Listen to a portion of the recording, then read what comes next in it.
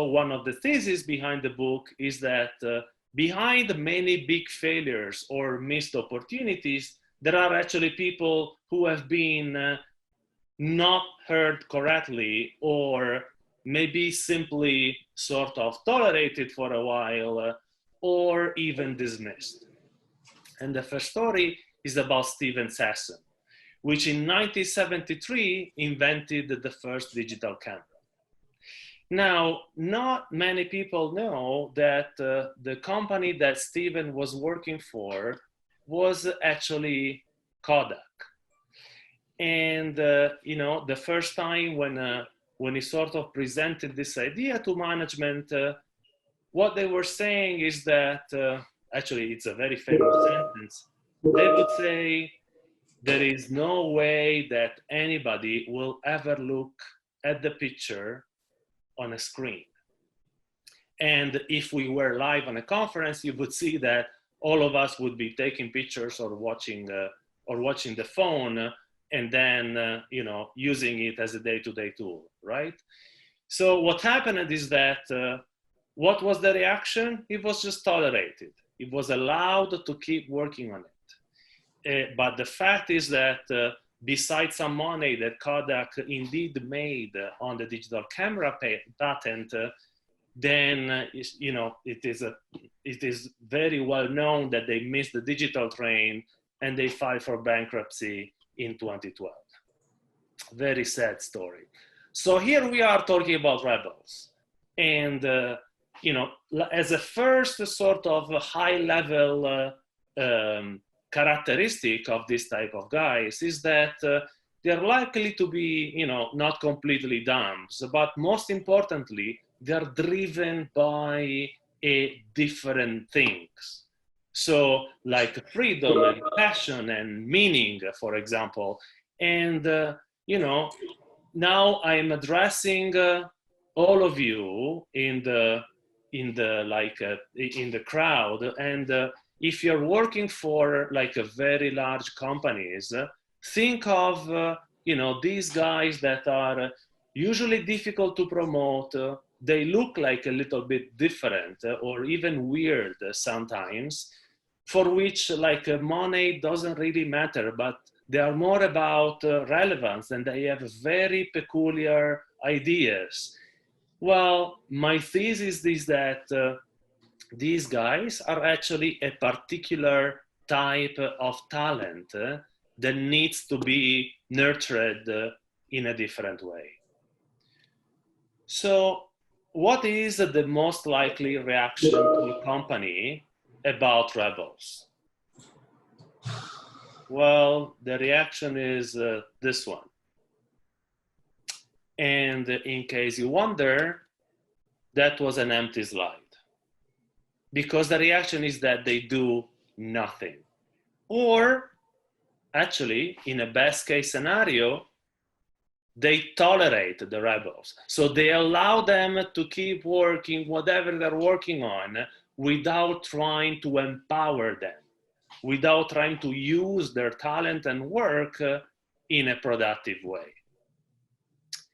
And here, there is another story. Now before, because I've been doing this a little bit, you know, for the past 90 days, I will just check.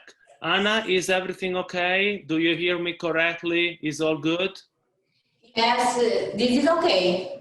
Perfect. So you can slideshow? Of course. It was actually because then I could see, I did it on purpose. So we're back online, all good. We are here for the second story. This guy is Reed Hastings, and there is an amazing story about him because one day he went to a very important meeting with a guy called John Antioco. And Reed was actually in a very bad shape, Reed's company. And he said, listen, I need money. We have a very expensive infrastructure. The idea is great, but you know, I think that your company, John, is amazing and we should strike a partnership. Or you could buy my company. John Antioco ask Reed, how much you want for your company? And Reed says, $50 million. John laughed rumorously and said, come on, get out of it. This, is not working. And a very famous sentence of Reed Hastings after that episode was, it is actually not enough to drive change, but you also have to survive victory, and you need to build a plan from the start. What does that mean? It means that even if you are on the top position of the market, you still need to think what could come and disrupt your business. So what happened is that John Antioco was the CEO of a company called Blockbuster, which I remember very well because I used to rent, DVDs and plenty of movies this way. And Blockbuster, at the peak of its valuation was close to $3 billion. And what happened to the company is that it went bankrupt in 2010. Now, few of you, if not all of you, now realize that Reed Hastings was the founder of Netflix, that at his peak, and probably now pretty much, past that, was $128 billion. In other words, that $50 million would have been a great investment. Now, what's the point here? My point about this type of talents is that this is not a supposed revolution. We're not talking about, something that is unmissable to do it, right? It's not your best opportunity ever, right? But what I'm pretty sure is that if you don't do anything about them, so if you don't let this type of lateral thinkers challenge you, you might be missing an opportunity as a company, okay, to what is coming to disrupt you, okay? So it is certainly missing a great opportunity to innovate. So these are lateral thinkers, as I was saying, and by definition of a lateral thinkers, these guys have a way to connect business dots that it is beyond what I call the incremental innovation. So every company says, we innovate, right? Nobody says we don't care about innovation. But most of companies, they do take care of what I call incremental innovation and takes very little the disruptive innovation into account. What is disruptive innovation? Is waves that can come and change completely your business model. So here's the third and last story of the presentation, which is mine. So this is 2011, and it is actually a picture from the InnoTribe Startup Challenge. And these guys are the two founders of a company called TransferWise, which is one of the multi-unicorns, because it's close to $5 billion valuation of these neobanks like Revolut, number 26, and so on. So, a little bit on the left of that picture, there is me, because that was the startup challenge that we launched and that I invented within InnoTribe. And back then, TransferWise, there were only 3 people, right? And they were looking for funding. So what I said is that in 2013, is that I tried during 1 year to be able to get InnoTribe within Swift to build a fund to be able to invest in these startups. And I was saying, guys, It's a great opportunity. Financial services and banks are going to be disrupted. These startups are going to help. And by the way, there were so many more, even Revolut participated to the challenge. And as a Swift, we could have invested in these startups with very, very little money. So I tried to sell internally this idea to the CEO, to the chief marketing officers, to the chief financial officers, with trying to pool internal resources to be able to pull this off. And I failed. And because I was driven and I believed so blindly in this idea, I actually happened to, I left the company. I left Swift. And I swear to God, I had such an amazing job. I was one of the co-founders of the innovation arm. I was traveling the world. I had a great salary and all that. But the project that I was believing so blindly on, it wasn't, it didn't happen. Therefore, I had to leave because I wasn't feeling truthful to myself. So here is a little bit of what I've learned. This is not everything that I learned because some of you are supposed to buy the book, right? So if I tell you everything you want, you feel less compelled to buy it, or at least to, invite me to talk about it. So here's the hints. So first of all, which is one of the greatest lessons, you don't need to mix up noise with relevance, because not all rebels are worth your attention as a corporate, right? Because some are just, noisemakers. And noisemakers are actually not useful for your company. On the contrary, they are actually just troublemakers in a bad sense. The second, which is the number one, because that number 0 was like the fundamental one. Distinguish noise with relevance. And the first tip is actually rebels should be considered as a resource like any others, like analysts or project leaders. They should be rebels or lateral thinkers.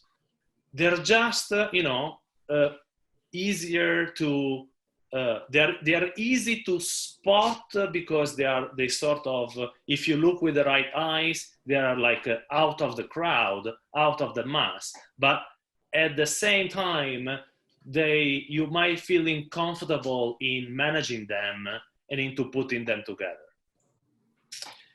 The second tip is that you don't need to stigmatize them, right? So these guys, that's why I said you need a sandbox and not a zoo, in the sense that, you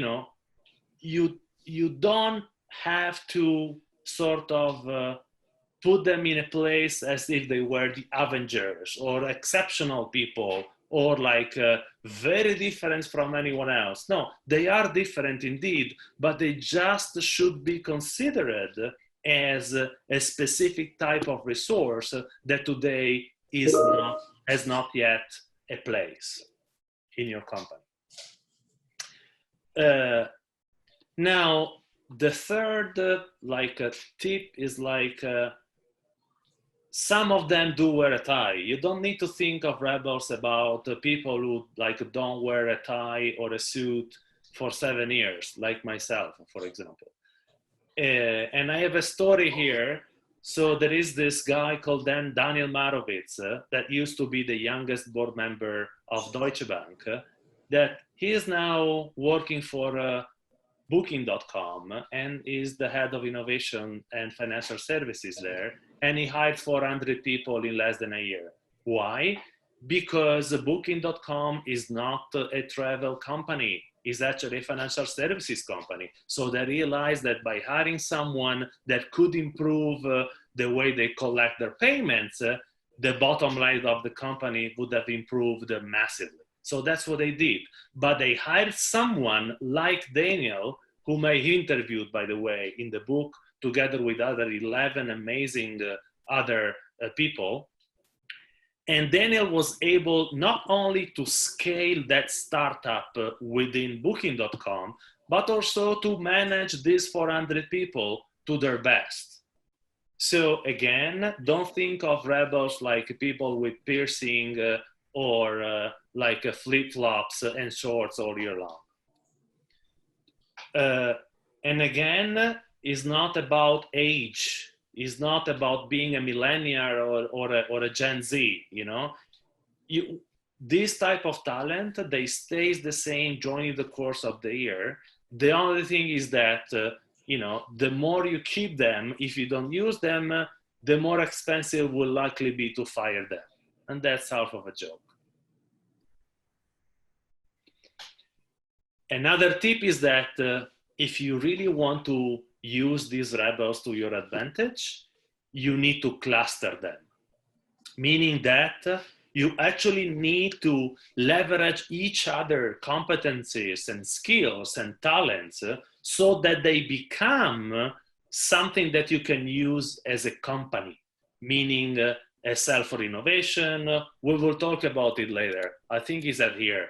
They can become your idea lab, or like the instigators for new businesses.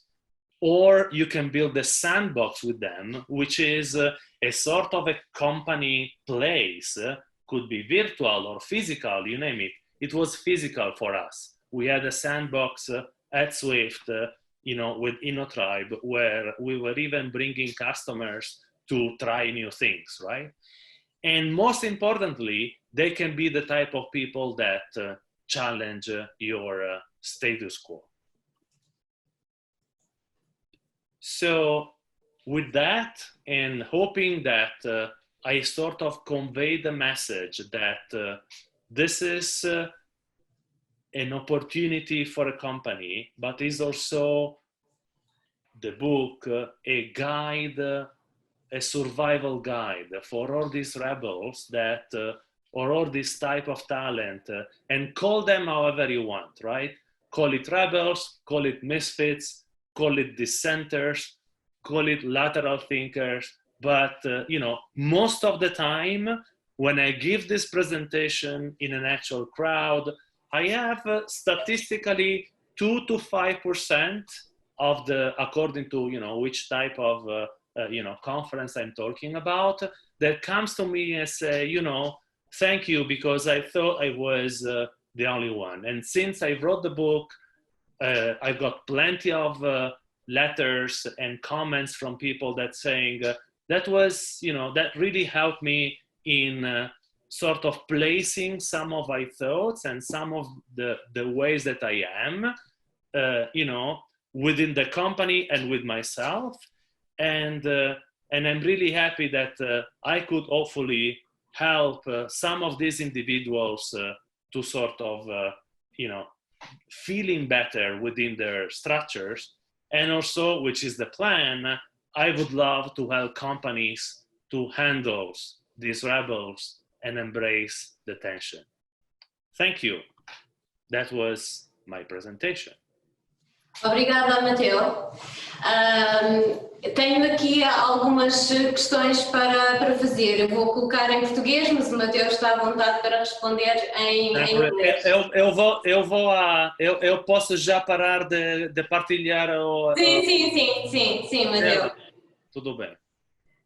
Então, antes de fazer já as questões, aqui esclarecer apenas que quando nós referimos a app do evento, é o próprio site em que já se está a assistir ao evento. Para algumas dúvidas de pessoas que pensaram que havia uma app adicional, quando falamos em app, é no sítio onde já estão a acompanhar o evento. Em relação às apresentações, nós vamos disponibilizar, como habitual, aquelas que os oradores também disponibilizarem. Portanto, depois no final do evento vai haver também a habitual avaliação e nós vamos disponibilizar aquelas que forem autorizadas. Agora sim, Matteo, uma pergunta muito concreta que a Rita Martinho nos colocou, que é para o Matteo dar uma sugestão de como é que nós podemos distinguir os bons rebeldes dos outros. Okay, of course, this is a question that comes a lot, and is part of what I said about distinguish people from that are just, you know, noisemakers to the real innovators. Well, the good news is that once you mentally are available to give a space to this type of talents, then they will be almost a Darwinian, a sort of a natural, selection of the good and the bad. Why? Because the company's DNA, the company ecosystem, the company's sort of soul will naturally get in sync with these rebels that are actually there because they have the future of the company at heart, and it will be extremely easy to get rid of the people who just do noise, because you know why? The people who just make noise, they're the one who never deliver anything. So if you put all the rebels in a single place, you will immediately see who are the leaders and also who are the ones that are just there because they're protesting and they will never deliver anything. Obrigada, Matteo. Esperamos ter ajudado. Outro comentário é que os rebeldes são normalmente mais criativos, é assim? Estatisticamente sim, é um pouco assim. Mas criativos no sentido que, como eu dizia na apresentação, vão a conectar ideias de uma forma diferente, porque não tem um pensamento linear, não é? E são esse tipo de pessoas que vão, por exemplo, a tomar uma oportunidade de negócio que não tem nada a ver com o negócio mesmo da empresa lá que trabalham, porque podem ver que, juntando os dois negócios, vai sair uma terceira oportunidade, que é o produto das combinações das duas, por exemplo. Mas estatisticamente, sim. Se temos que dizer é assim ou não é assim, pois é assim mesmo. Ok. Obrigada, Matteo. Obrigada pela partilha.